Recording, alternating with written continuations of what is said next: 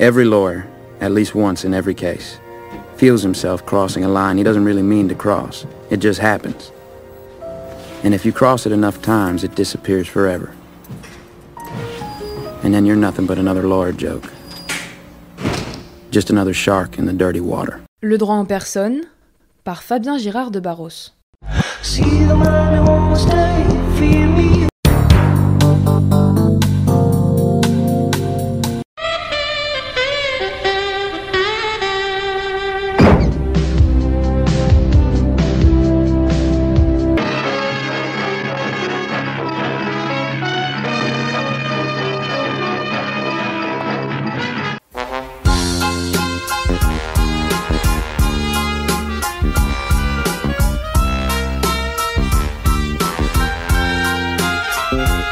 Robert Badinter, Le crépuscule de l'injustice. Est-ce que vous êtes pour ou contre la peine de mort, madame? Je suis pour. C'est pas nous à juger les autres. Ben, ça dépend des cas, hein. Faut les tuer tous, les criminels. Je suis contre, ça n'arrange rien. Les gens qui donnent la mort la méritent aussi. Si on est dans les prisons toute la vie, c'est peut-être plus pire que la peine de mort. C'est-à-dire que si nous-mêmes on les condamne, on est des assassins pareils que les autres. Qui a tué, ben on doit le tuer, mais c'est tout. Ça dépend de la circonstance du crime aussi. Ah, je suis pour. Celui qui a tué quelqu'un sciemment doit être tué. On devrait le prendre sur une place publique et l'exposer place de la Concorde. Il y aurait moins de banditisme qu'on en voit à l'heure actuelle. Je pense qu'il serait préférable que celui qui aurait assassiné travaille jusqu'à la fin de ses jours pour pouvoir élever la famille de la victime. Mais si quelqu'un de votre famille, par exemple, était assassiné demain dans des conditions épouvantables, vous seriez également contre? Également, oui. Je serais quand même contre. On les condamne, on les fait travailler toute la vie pour la société. Vu les articles 59, 60, 317 et 319 du Code pénal, la loi du 13 août 1941, 15 février 1942, décret de loi du 29 juillet 1939, vu la loi du 7 septembre 1941, le tribunal, après avoir délibéré, conformément à la loi, déclare coupable l'accusé des faits qui lui sont reprochés et, en répression, condamne Marie-Jeanne Bayon, femme Latour, à la peine de mort.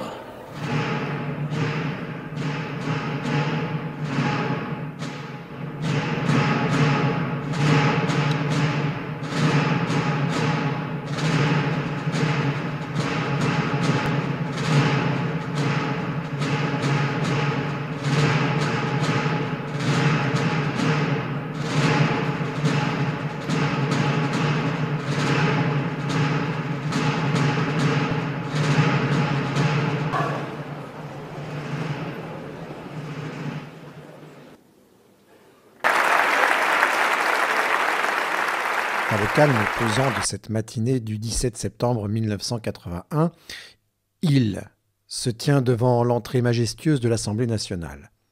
Le bâtiment, symbole de la République, semble vibrer d'une tension palpable, comme si les murs eux-mêmes attendaient le souffle d'un nouveau destin.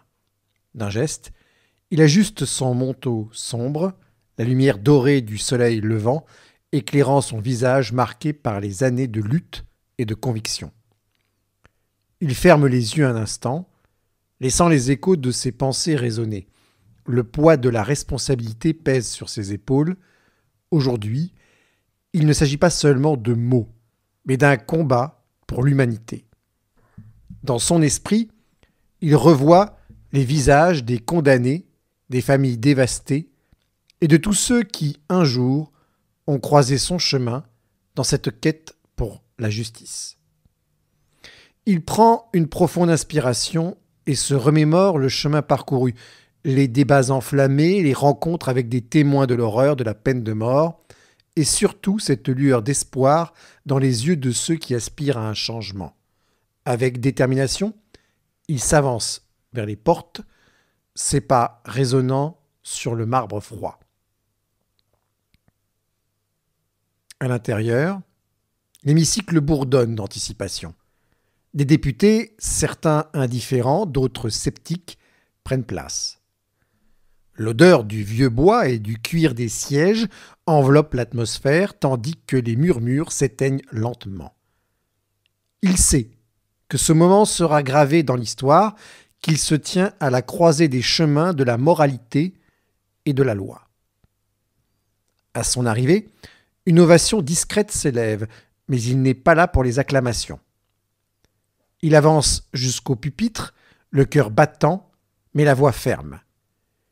Il observe le regard de ses collègues, se rappelant qu'il s'adresse à des hommes et des femmes, pas à des chiffres ou des lois.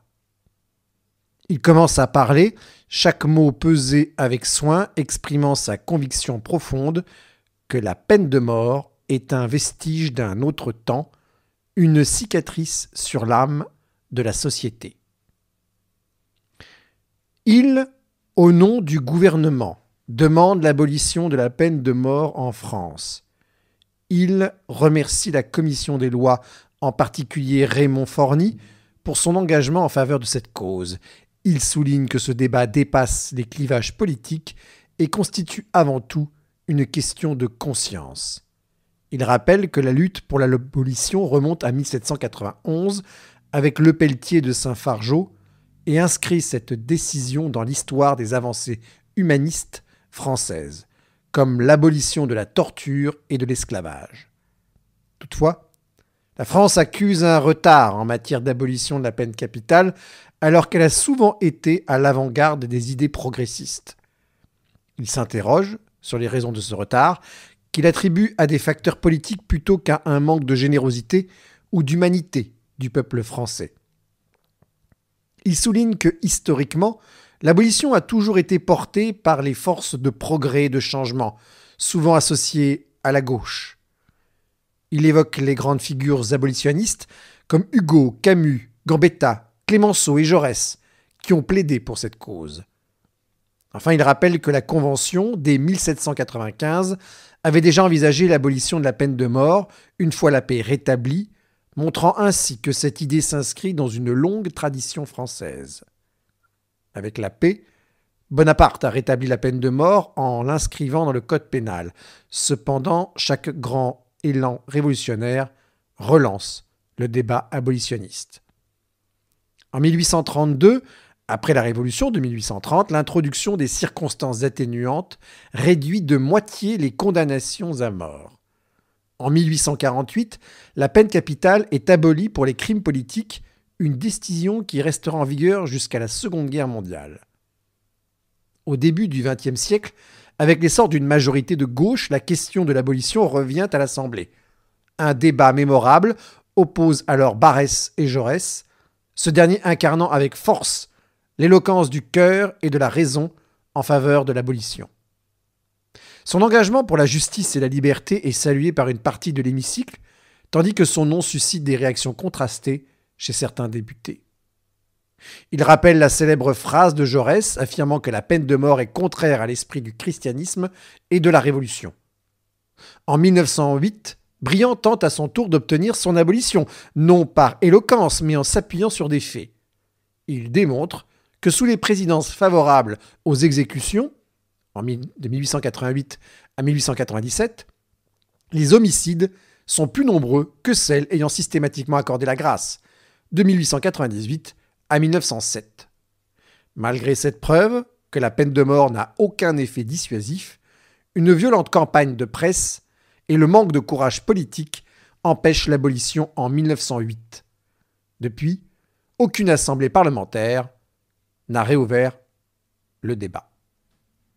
Il conclut en espérant que, bien que son éloquence soit inférieure à celle de Briand, les députés d'aujourd'hui sauront faire preuve de plus de courage. Il explique pourquoi la peine de mort n'a pas été abolie plus tôt en France. En 1936, la guerre menaçante et le court mandat de la gauche a empêché le débat. À la Libération, les traumatismes de l'occupation rendaient la société inapte à une réflexion sereine. Plus tard, la crainte de l'opinion publique a freiné les gouvernements, malgré l'engagement explicite du président et des partis de gauche en faveur de l'abolition.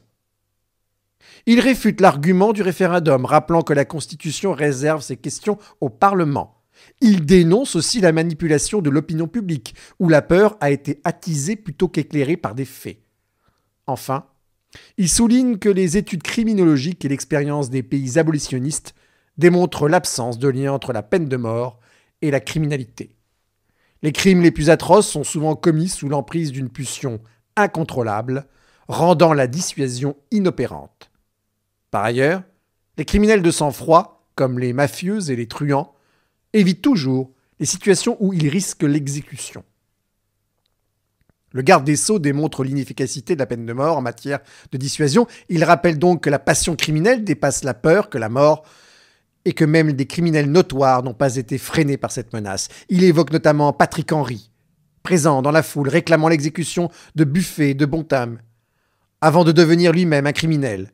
Il souligne que les grandes démocraties abolitionnistes n'ont pas rétabli la peine capitale, preuve de son inutilité. Enfin, il met en lumière 3 condamnés exécutés en France, Ranucci, Carin, Djandoubi, dont les cas illustrent les limites et les erreurs possibles de cette sentence irréversible. Le garde des Sceaux établit un lien entre la peine de mort et les régimes totalitaires. Soulignons que son maintien repose sur l'idée que l'État peut disposer de la vie de ses citoyens. Il critique la rapidité et l'imperfection du processus judiciaire aboutissant à une condamnation capitale.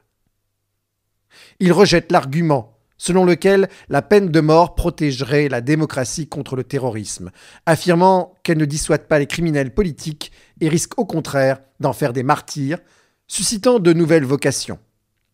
Il insiste sur la nécessité, pour une démocratie, de ne pas adopter les méthodes de ses ennemis et rappelle que de nombreuses institutions religieuses et organisations de défense des droits de l'homme militent pour son abolition. Il y réfute les arguments des partisans de la peine capitale, qui considèrent l'exécution du criminel comme une exigence de justice et un moyen d'apaisement pour la société. Il critique la logique du sacrifice expiatoire et dénonce le maintien implicite de la loi du talion. Il souligne l'omniprésence du malheur dans le crime, touchant aussi bien la victime et ses proches que le criminel et sa famille. Tout en comprenant la douleur des victimes, il insiste sur la nécessité de dépasser la vengeance pour bâtir une justice plus humaine. Il met en évidence le risque d'erreur judiciaire, la dimension arbitraire des condamnations et l'incertitude des expertises psychiatriques. Le garde des Sceaux dénonce aussi une justice d'élimination, motivée moins par la punition que par la peur de la récidive. Il souligne les biais raciaux observés dans l'application de la peine de mort et insiste sur l'impossibilité d'une justice infaillible. Enfin, il rejette toute exception à l'abolition, arguant que toutes les victimes méritent la même compassion et que la peine de mort ne saurait garantir la sécurité des forces de l'ordre.